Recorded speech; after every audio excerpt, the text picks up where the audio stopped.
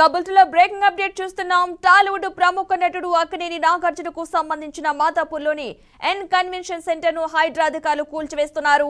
శనివారం ఉదయం భారీ బందోబస్తు మధ్య అధికారులు ఎన్ కన్వెన్షన్ సెంటర్ కి చేరుకుని కూల్చివేతలు ప్రారంభించారు. హైటెక్ సిటీకి దగ్గరలోని తుమ్మిడికుంట చెరువును కబ్జా చేసుకుని ఎన్ కన్వెన్షన్ సెంటర్ ని నిర్మించినట్లు గత కొంతకాలంగా ఫిర్యాదులు వస్తున్న విషయం తెలిసిందే. ఇటీవల నగరంలోని అక్రమ కట్టడాలపై స్పెషల్ ఫోకస్ పెట్టింది హైడ్రా. ఈ నేపథ్యంలో ఎన్ కన్వెన్షన్ సెంటర్ ని కూల్చివేస్తున్నారు.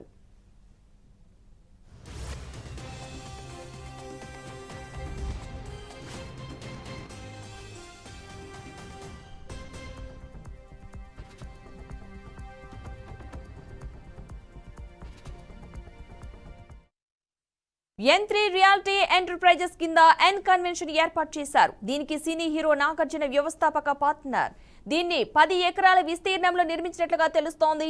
ఈ కన్వెన్షన్ ను పిల్లర్లు లేకుండా హై సీలింగ్ తో నిర్మించారు. ఈ నిర్మాణంలో దాదాపు 3000 మంది కూర్చునేలా మెయిన్ హాల్, 400 సీట్ల కెపాసిటీతో డైమండ్ హాల్ నిర్మాణం, దాదాపు 750 సీట్ల సామర్థ్యంతో బనియన్ హాల్ నిర్మాణం చేపట్టారు. వీటితో పాటుగా అవుట్డోర్ సిట్టింగ్ కూడా ఉంది. 2015 నుంచి సోషల్ ఈవెంట్స్, ఫ్రీ వెడ్డింగ్ లాంటి ఫంక్షన్స్ చేసేందుకు లగ్జరీగా నిర్మించారు.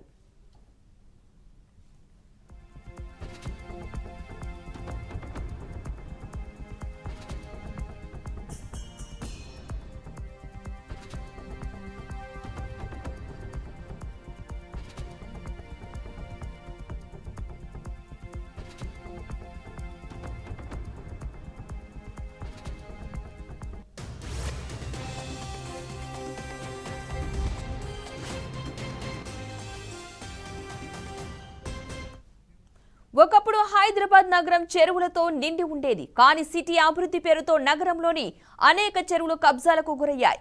దీంతో 1979 నుంచి 2023 వరకు అంటే 44 ఏళ్లలో నగర పరిధిలోని చెరువుల స్థితిపై నేషనల్ రిమోట్ సెన్సింగ్ సెంటర్ ఓ నివేదిక రూపొందించింది.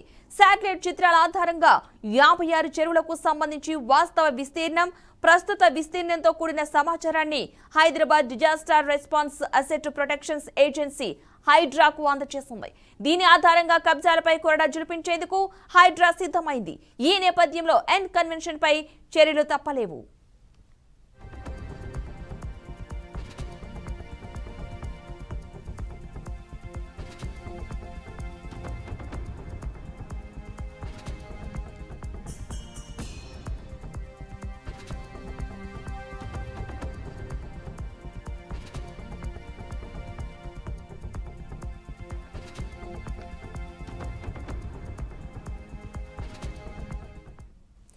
Madhapur division Khanamet survey number 36లో తమ్మిడికుంట చెరువు 29 ఎకరాల 24 గుంటల్లో విస్తీర్ణించి ఉంది.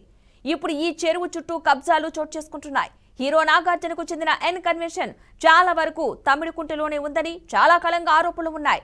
గత ప్రభుత్వం ఈ నిర్మాణాలను కూలుస్తామని హడావిడి చేసింది. కానీ అంతలోనే ఏం జరిగిందో ఏమో కానీ వాటి జోలికే పోలేదు. ఇప్పుడు హైడ్రా అక్రమ కట్టడాలపై ఫోకస్ పెట్టిన నేపథ్యంలో నాగార్జున ఎన్ కన్వెన్షన్ ను నేలమట్టం చేశారు.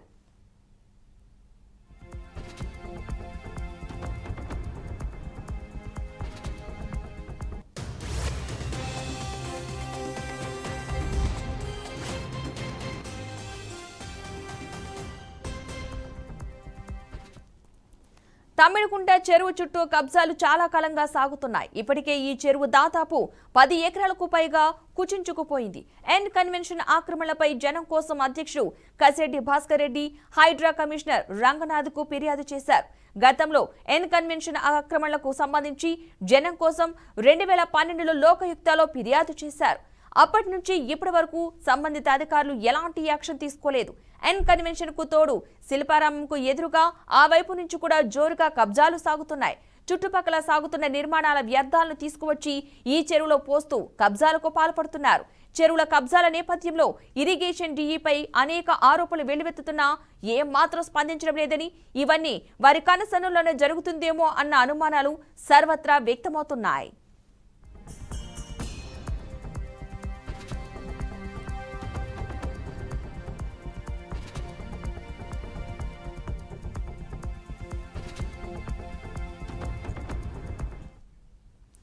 తమ్మిడికుంట చెరువును ఇరిగేషన్ అధికారులు 24 ఆగస్టు 2013లో సర్వే చేశారు.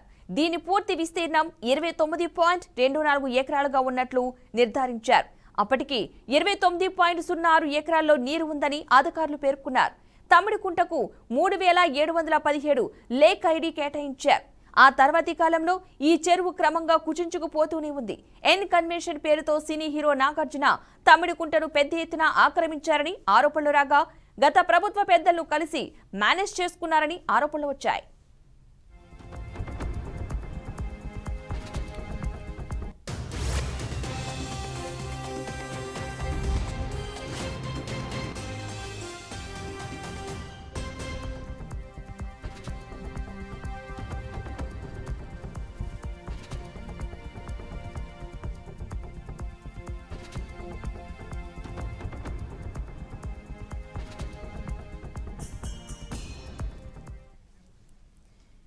ఇక ఈ ఎన్ కన్వెన్షన్ కూల్చివేతకు సంబంధించిన పూర్తి సమాచారాన్ని మా మేనేజింగ్ ఎడిటర్ చిదంబర్ మరింత సమాచారం అందిస్తారు.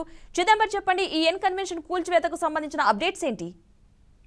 దాదాపుగా దశాబ్ద కాలంగా ఈ కన్వెన్షన్ సెంటర్ సంబంధించిన ఆరోపణలు వినిపిస్తూనే ఉన్నాయి. ప్రతి సందర్భంలోనూ తుమ్మిడికుంట చెరువుని ఆక్రమించి దీన్ని కట్టారు, దీన్ని కూల్చివేయాల్సిందే అంటూ చాలా సందర్భాల్లో దీని గురించి డిస్కషన్ జరగము, ఆ తర్వాత కొద్ది రోజులు అది వార్తలు నిలవడము, ఆ తర్వాత దాన్ని పక్కదారి పట్టించడం రెగ్యులర్ గా జరుగుతూనే ఉంది. అయితే ఇక్కడ కీలకంగా చూస్తే దాదాపు కన్వెన్షన్ సెంటర్ అనేది దాదాపు 10 ఎకరాల్లో విస్తరించుంటుంది. కానీ ఎఫ్టీఎల్ పరిధిలోనూ బఫర్ జోన్ దాటి వీళ్ళు కట్టినది మాత్రం కేవలం 3 ఎకరాల 30 గుంటల్లో మాత్రమే ఉంది. కాబట్టి హైడ్రా ఆ నిర్మాణాలపైన చర్యలు తీసుకుంటుంది. కేవలం ఇది ఒకటో కాదు, తుమ్మిడికుంట చుట్టూ చాలా ఇంకా ఉన్నాయి, వాటన్నింటినీ కూడా కూల్చివేస్తామంటూ గతంలో చెప్పిన నేపథ్యం మనం చూసాం. అయితే కన్వెన్షన్ సెంటర్ సంబంధించి చూసేటప్పుడు మాత్రం ఏంటంటే ఇది ఎప్పుడైతే హీరో నాగార్జునకు సంబంధించిన కన్వెన్షన్ కావడంతో దీనికి ఎప్పుడు వార్తల్లో నిలిచింది. ఎందుకంటే గతంలో మనం చూస్తే హరీష్ రావు కూడా దీన్ని కూల్చివేయాలంటూ కొద్ది హడావిడి చేశారు, దాదాపుగా ఉద్యమాల వరకు దాన్ని తీసుకెళ్లారు. కానీ బట్ ఒకసారి ప్రభుత్వంలోకి అధికారంలోకి వచ్చిన తర్వాత దాన్ని పట్టించుకోలేదు. తను అప్పుడు చెప్పిన ఒక కారణం ఏంటంటే అది జిహెచ్ఎంసీ పరిధిలో ఉంది కాబట్టి అది జిహెచ్ఎంసీ దాని మీద నిర్ణయం తీసుకుంటుంది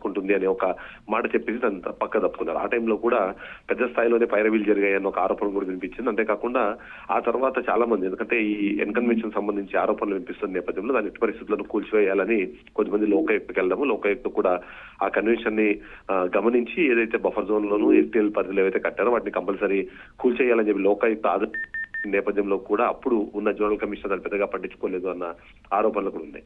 ఓవరాల్ గా చూస్తే మాత్రం కన్వెన్షన్ సెంటర్ సంబంధించి ఆరోపణలతో పాటు దీని మీద చర్యలు ఉండాలని ఎవరు మాట్లాడినా సరే ఆ తర్వాత నాగార్జున పైరవీల ద్వారానో లేకపోతే తనకున్న పరిచయాల ద్వారా దాన్ని ఎవరు టచ్ చేయలేదు అన్నది. కానీ ఇవాళ హైడ్రా తీసుకున్న నిర్ణయం చూస్తే మాత్రం ఖచ్చితంగా ఏదైనా ఎట్టి పరిస్థితుల్లో తప్పు జరిగింది అంటే ఆ తప్పుని టాలరేట్ చేసే అవకాశం లేదు అనే విధంగా ఒక స్ట్రాంగ్ మెసేజ్ ఇచ్చినట్టుగా కనిపించింది. ఎందుకంటే మనం చూస్తున్నాము ఈ మధ్య కాలంలో హైడ్రాకి సంబంధించి ఎప్పుడు డిస్కషన్ జరిగినా, ఏ ఎఫ్టీఎల్ సంబంధించి లేకపోతే ఎక్కడ కూల్చేది జరిగినా సరే అందరి ఫోకస్ డైరెక్టర్ తీసుకొచ్చి కన్వెన్షన్ మీద చెప్పేవాళ్ళు. ఎందుకంటే కన్వెన్షన్ సంబంధించి దీని మీద ఆరోపణలు కూడా గతంలో సీఎం రేవంత్ రెడ్డి డైరెక్ట్ గా చేసిన పరిస్థితి కూడా ఉంది. ఎందుకంటే తను అంటే టీడీపీ పార్టీలో ఉన్నప్పుడు మనం చూసాము నాగార్జున రాజశేఖర రెడ్డితో సాన్నిహిత్యంగా ఉన్నారు, అంతేకాకుండా కాంగ్రెస్ పార్టీతో సన్నిహితంగా మెలిగారు అన్న ఒక ఆలోపన నేపథ్యంలో రేవంత్ రెడ్డి గతంలో టీడీపీ పార్టీలో ఉన్నప్పుడు చాలా ఘాటైన వ్యాఖ్యలు చేశారు. అసెంబ్లీలో కూడా దీనికి సంబంధించి ఒకసారి మెన్షన్ చేసిన పరిస్థితి ఉంది.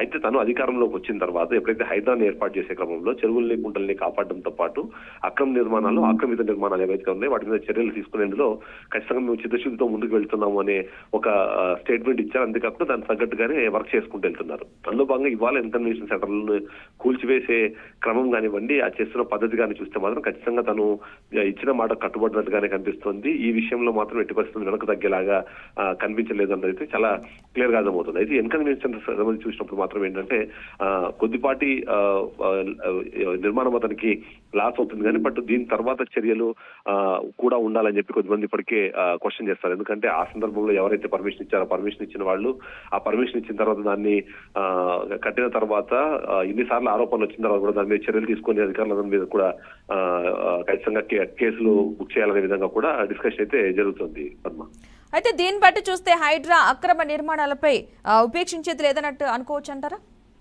ఖచ్చితంగా. ఎందుకంటే మనం చూస్తున్నాము మొన్నటికి మొన్న కేటీఆర్ ఒక లీజు తీసుకున్న ఫామ్ హౌస్ సంబంధించి హైకోర్టు వెళ్ళిన నేపథ్యంలో కూడా హైకోర్టు చాలా క్లియర్ గా చెప్పింది. అక్కడ మీరు ఓన్లీ ఏదైతే జీవో నెంబర్ 99 ఉందో దాని ప్రకారం మీరు ఆ అన్నింటినీ మీరు ఖచ్చితంగా దాంట్లో ఉన్న నిబంధనలు ఏవైతున్నాయో ఆ నిబంధనలు మీరు ఖచ్చితంగా పాటించాల్సిందే. మీ పరిధి అన్నది ఆల్రెడీ ఇప్పటికే నిర్ణయం అయ్యింది. ఆ నిర్ణయం కంపల్సరీ ఓఆర్ లోపల మొత్తం మీరు చేసుకోవచ్చు కాబట్టి అలాంటి డెసిషన్ ఏదైనా ఉంటే కంపల్సరీ ప్రొసీజర్ ఫాలో అవ్వండి అని చెప్పింది. కానీ ఎక్కడ కానీ ఆగిపోండి కాను, లేకపోతే ముందు వెళ్ళొద్దని కానీ ఎక్కడ హైకోర్టు కూడా చెప్పలేదు.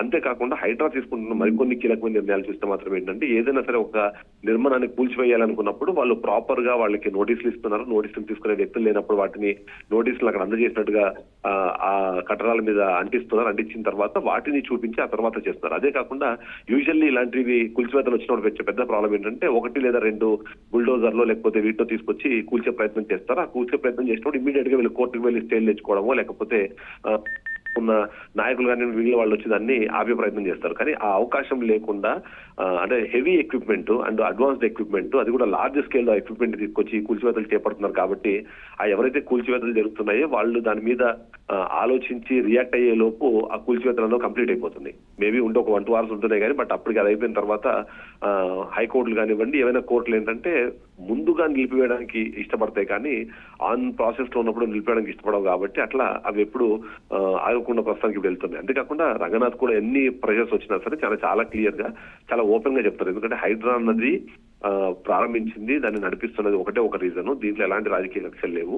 మన వాళ్ళు పరవాళ్ళు అన్నది సంబంధం లేదు. నిజంగానే తప్పు జరిగింది అని కంప్లైంట్స్ వచ్చినా మేము గమనించినా కంపల్సరీ వాళ్ళకి నోటీసులు ఇస్తాము. ఆ నోటీసులు ఇచ్చి వాళ్ళకి టైం ఇస్తాము. ఆ టైంలో వాళ్ళు ఒకవేళ ప్రాపర్ రీజన్ ఇవ్వలేకపోయినా వాళ్ళు ఇచ్చిన ఆన్సర్ తో మేము సంతృప్తి చెందకపోయినా సరే అప్పుడే మేము మళ్ళీ ఫర్దర్ గా డెసిషన్ తీసుకుంటాము అన్నది చాలా క్లియర్ గా చెప్తున్నారు. సో దీన్ని బట్టి చూస్తే మాత్రం 100% హైడ్రా చాలా స్ట్రాంగ్ స్టేట్మెంట్ ఇస్తోంది, స్ట్రాంగ్ యాక్టివిటీస్ చేస్తోంది.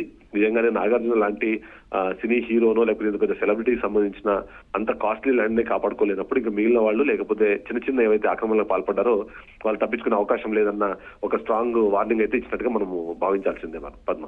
Right, thank you Chidambar.